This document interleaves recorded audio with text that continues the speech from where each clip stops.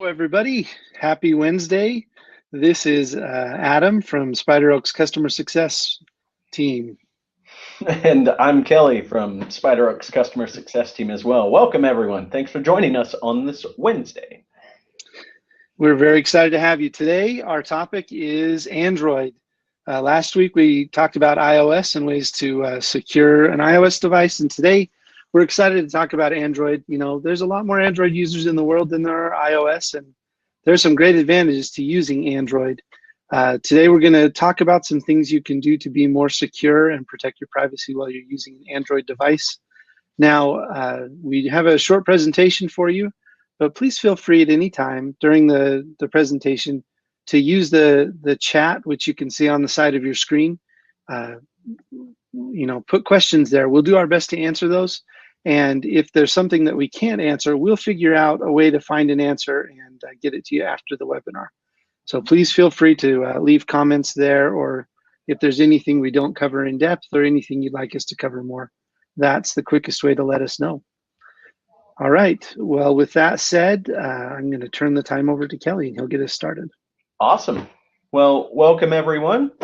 What we're presenting today is just some basic steps that we can all be a little more secure with our Android devices. So, of course, the most important question, why do I need to worry about security or privacy on my phone? The amount of personal information we feed into our phones continues to grow at an alarming rate, so security and privacy should be a focus for everybody moving forward. It doesn't matter if you're the type who's secretly browsing under the table during a family dinner or taking geotagged selfies and instantly uploading them online for all your followers to see. We can all benefit by being a little more sensitive with our information. So today we're covering the importance of implementing extra security and privacy into that little thing that's constantly attached to your hand, your Android device. So how can I make my device more secure or private? Well, there are several settings, applications, features available on your Android device that can be enabled, disabled, and downloaded to make your device more secure and private. But let's start with the basics. If you've seen our past webinars, you will kind of catch the trend of our basics. So let's start with number one, set a passcode. This is an absolute basic security and privacy practice. If your device offers you to create a passcode, do it. We will cover in a little bit how to make this feature even more secure after covering these basics. The second basic, update your device. Keeping your device up to date. This is the only way your device can stay current, and you should receive notification when new updates are available. More often than not, a device is compromised by the attacker exploiting vulnerabilities that have already been patched by the developer. So always keep your device up to date, very important. The next basic is physical security and awareness. Be aware of your device's location at all times. Be sure to lock your device when you're not using it as well. It takes a matter of seconds for someone to pocket your device, and now they're in possession of all your private personal information. So I've seen a number of times on public transportation, someone simply setting down a device and taking their eyes off of it on the seat next to them.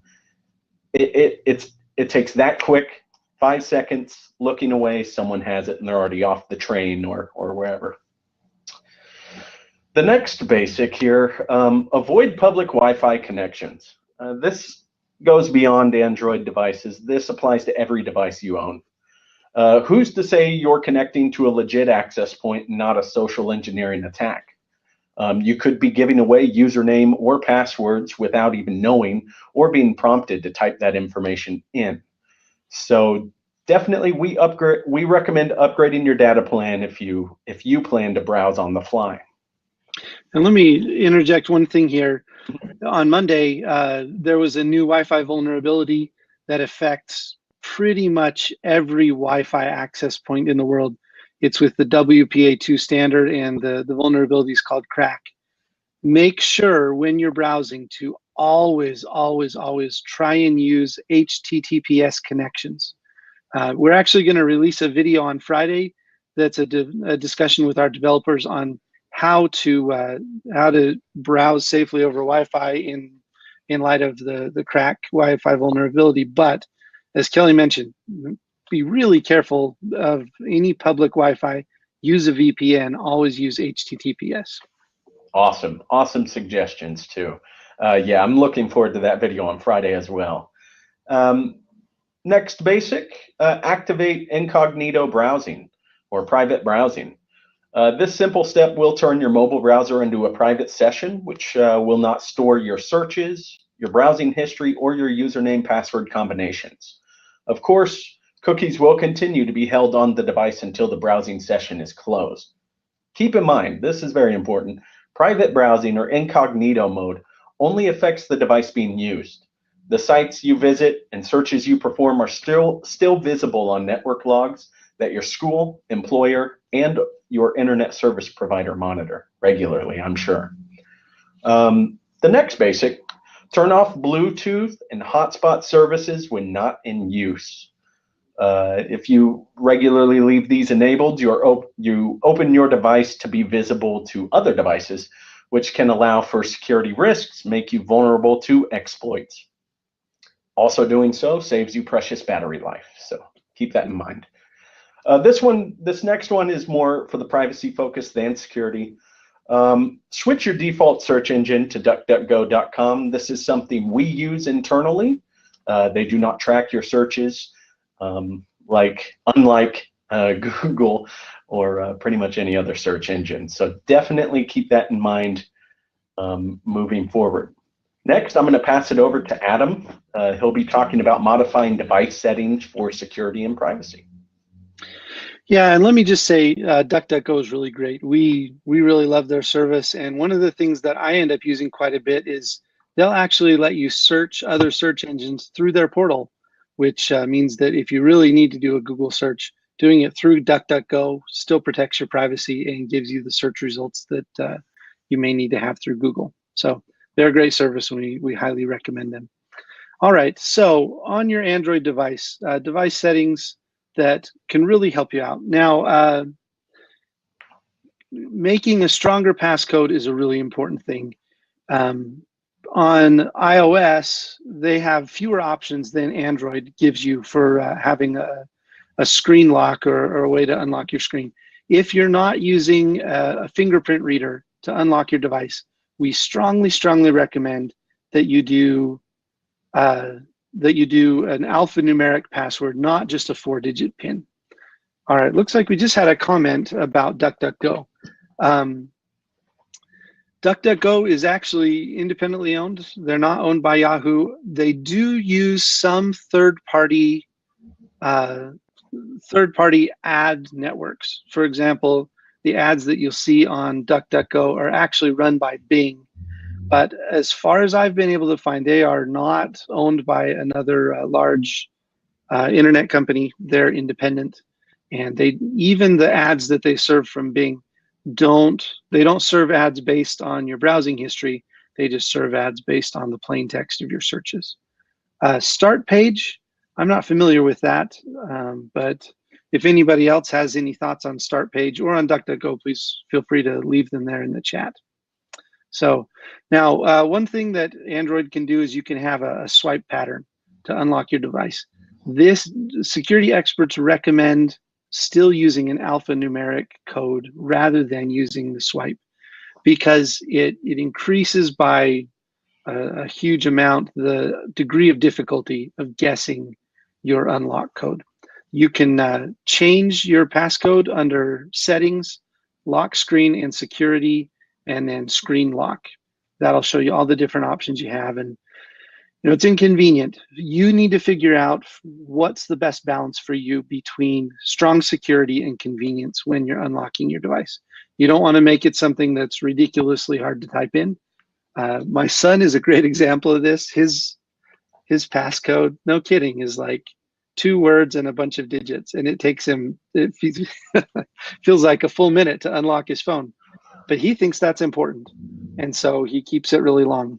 Maybe he's just trying to keep me out. I don't know. You need to figure out what's the best balance for you. Yeah, you're welcome, Michael. And please, we want to make this as interactive as possible. So for anybody who has questions, please feel free to throw those in the chat. And to The be next fair, thing, I wanted to just hop in real quick, Adam. I do have a friend who swears by Start Page, considering it the most private search browser that there is, or search engine that there is, and he absolutely swears by it up and down. I prefer DuckDuckGo, but he absolutely swears by Start Page. well, that's great to know. Mm-hmm. All right, so the next thing is disabling application location permission, application location services, or the permissions. This is in your Android settings under Settings, Applications, then you click on the three dots, and under App Permissions, you can go to the location services. This is important for a lot of apps. Some apps like Google Maps absolutely need to know your location when you're using the app. But a lot of apps really don't need to know. And some apps will ask you to turn on location services by default. There are some apps that need it to run. Media apps like ESPN or a lot of sports apps or live TV apps will need to know your location. But for many apps, they may ask for this and tell you to enable it when it's not necessary. Be aware of this and periodically go through your app location services and disable those apps that don't need to have location services on, especially for apps that you don't run constantly. There's no reason for an app that's not focused to have your location at every given moment. All right, if you get nothing else from this webinar today, please know encrypting your device is so important. One of the things I love about Android is that you can encrypt your phone without, iOS has a really dumb stance on encryption. The only way to encrypt your device is by enabling a passcode. And we all know a passcode's a nice thing to have, but Android lets you encrypt your device no matter what your passcode settings are. Here's why it's important. Let's say you encrypt your device and when your device is turned off, it gets stolen. No one can just plug your device into a computer and take data off of it if it's encrypted. This is another name for hard disk encryption. It is so important that you keep your device encrypted because this is the first and most basic and frankly, an extremely effective way to deter people from trying to steal your phone and just take information off it.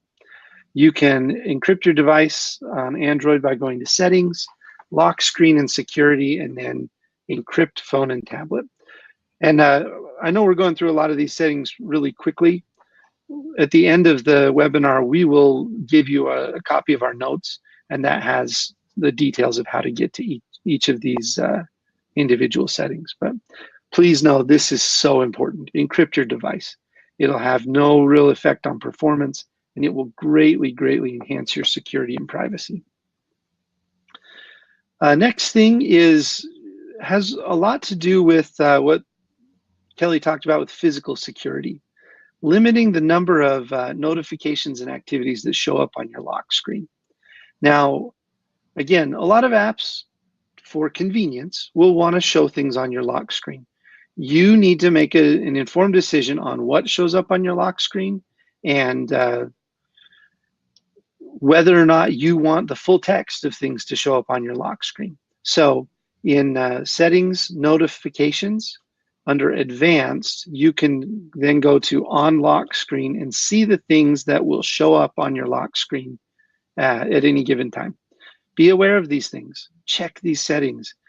You can, again, this is one of those privacy balances, but I personally think there are very few things that need to show the full text of a notification on my lock screen.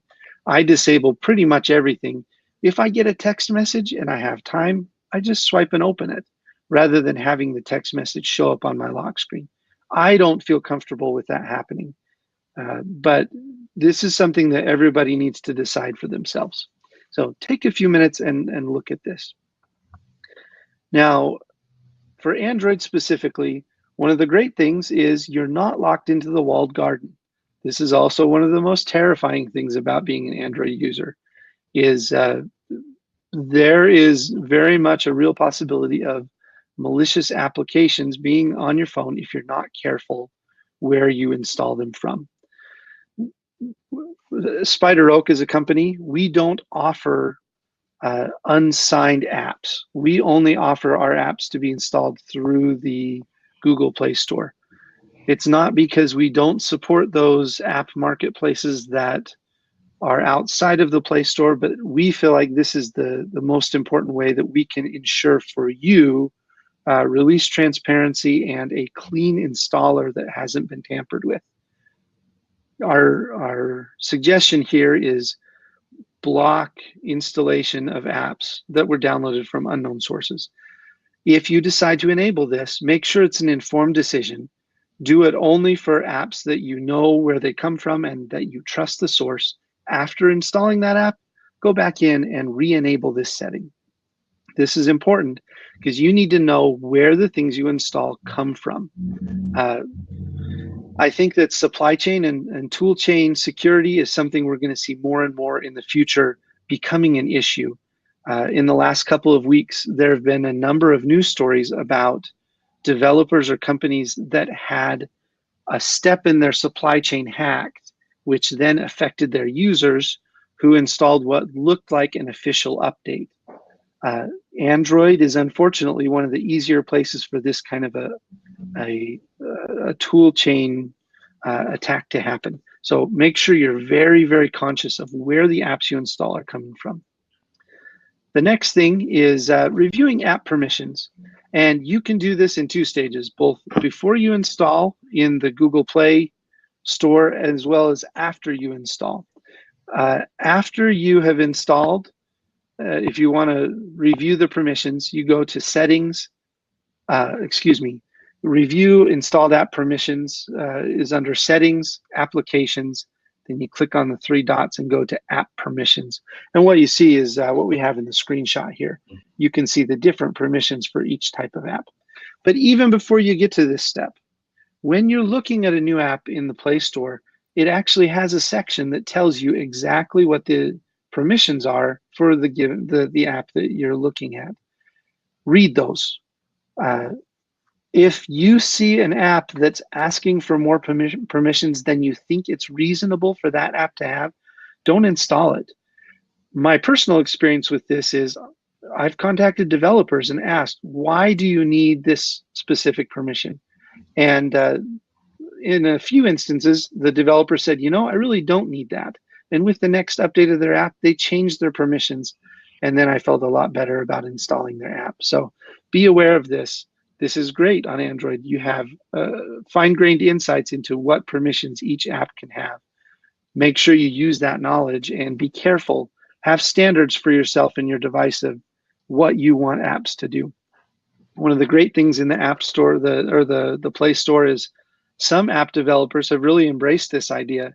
And one of the things that they tell you up front is, we don't take permissions we don't need. I think these are the kind of developers that it's important to support. All right, the last thing that we want to talk about are system updates. This is a difficult thing because some companies don't always allow you to update your Android device when updates are available. Now, to be clear, this is different than turning on auto updates for apps, for example. Right. I know a lot of people want to have more control over when an app updates, and I understand that. As Kelly mentioned, this is important to know because sometimes vulnerabilities are patched through updates. So if you decide not to enable auto update for apps, make sure you periodically go in. You know, you can have a notification that will tell you when an app has an update. Read through what's in the updates. If it's anything security related, you should probably do that update. But for your Android system, this is even more important. Under settings, about phone or about tablet, depending on what your device is, you'll see the system update option. Whenever a system update is available, you should do it. This is so important as a way to keep your device patched and to make sure that any malicious vulnerabilities that may even not be public, but that the Android team knows about, can be fixed on your device.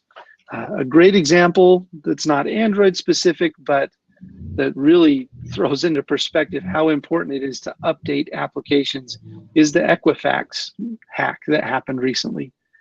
They knew that they had a vulnerability because the Apache team told people about the vulnerability. They didn't act quickly, and that's why the attackers were able to get in and get so much information from Equifax. It could have all been prevented with a simple software patch. On your phone, make sure that you keep your system updates up to date as much as you can based on your, what your device manufacturer allows you to do. All right, well, for a discussion on apps, I'm going to turn it back over to Kelly. Great, thank you, Adam, I appreciate it. So we're going to cover just a couple applications that we definitely recommend for the security and privacy focused. These applications are pretty much cross-platform. They're on every mobile OS other than, I'd say, Windows for the most part, if that's still a thing. But yeah, let's go ahead and hop into these Android apps for the security and privacy focused. First one we'll speak about is Signal. Signal is an encrypted communications application for Android and iOS. Uses the internet to send one-to-one and group messages, which can include files, voice notes, images, and videos, and make one-to-one voice and video calls. Encrypted communications, absolutely awesome. We recommend Signal for sure. We use it here from time to time when we're on mobile devices. Next, Proton Mail. Proton Mail uses client-side encryption to protect email contents and user data before they're sent to Proton Mail servers, in contrast to other email providers such as Gmail and Hotmail. The service can be accessed through a webmail client or dedicated iOS and Android apps. Super important. Next, we have Zips. Zips is a mobile intrusion prevention system app developed by Simperium. It provides comprehensive protection for iOS and Android devices against mobile network, device, and application cyber attacks. Currently, Zips is only available in the enterprise marketplace. Hopefully, we can get some developers catching on to this trend and put something out for personal use. But really, it's to cover your enterprises and larger companies' businesses. Next, we spoke on it earlier, DuckDuckGo. In addition to an excellent mobile app, you can set DuckDuckGo to be the mobile browser's default search engine. We talked about that previously. DuckDuckGo, as I stated, never tracks your searches, and we very highly recommend using it. DuckDuckGo.com. And finally, our own encrypted chat tool and collaboration tool that we use, Semaphore. Semaphore is SpiderOak's no-knowledge groups messaging and file sharing app. It's available for iOS, Android, Mac, Windows, and Linux. It's free for teams of any size with 30 days of data retention. Happy to announce that Semaphore version 2.0 is coming in Q1 2018. You can learn more about Semaphore, download it for yourself, try it out. SpiderOak.com/Semaphore. That is what we use in-house for all communications, as it's absolutely end-to-end encrypted. So it's excellent to use. But that pretty much covers our webinar today. I appreciate everyone showing up. Once again, I'm Kelly with SpiderOak's customer success team. And I'm Adam. We want you to know that security can feel like it's hard, but we think that it's really important that you have as many options as possible, and that your security is not an impossible task. It doesn't matter if you're on a computer or on an Android device. It's really important that there are options. Sometimes it feels like with all the, the constant stories coming out about breaches and hacks, that it's just not something that security is not something we control, but that's not true. So educate yourself as much as possible. Learn the things that are available to you. And as you do so, you'll have a better grasp of security and privacy. And that just, in the world today, anything that gives us a little bit more control and helps us feel that sense of safety is really important. All right. Now, Sebastian just asked a question about zips, but he did bring up an important distinction is the Amazon store. So not every Android device has the Amazon store, but just like the Google Play Store, the Amazon store has a lot of privacy protections in place. I personally think that that's a reliable source for apps. And from time to time, there are some differentiations between what you can find in the Google Play Store and in the Amazon store. So if that's an option for you, that's also a trusted source that we think is a good way that you can find your apps. So if you have any final thoughts or questions for us, we'll hang on for another minute so you can put those in the chat. But we appreciate you coming out today, and we hope this has been useful. We'll have a recording of this on our website at spideroak.com/webinars. That's also the place you can go to register for our upcoming webinars. Kelly, what's on our schedule for next week? Next week, let me think. Oh, it's email security, yeah, right? Email security habits and privacy with your email as well. So we'll be covering that. I hope everyone can join us next week as well. Yeah, and then just as a last parting thought for you, our support team here at SpiderOak really cares about privacy. Whether or not you have questions related to our products, we want to be a resource to you just for general questions about privacy and security. So feel free at any time to reach out to us through support.spideroak.com. We don't mind people asking questions that aren't SpiderOak specific. We have a really great team of people that really care about security, and we're happy to share our thoughts and our knowledge with you. So don't hesitate to reach out to us, even if you're not a SpiderOak customer. All right, well, I think that's all we've got for today. Yeah. Thanks so much for joining us. Thanks, everyone. We'll see you next week. Next Wednesday. Bye-bye.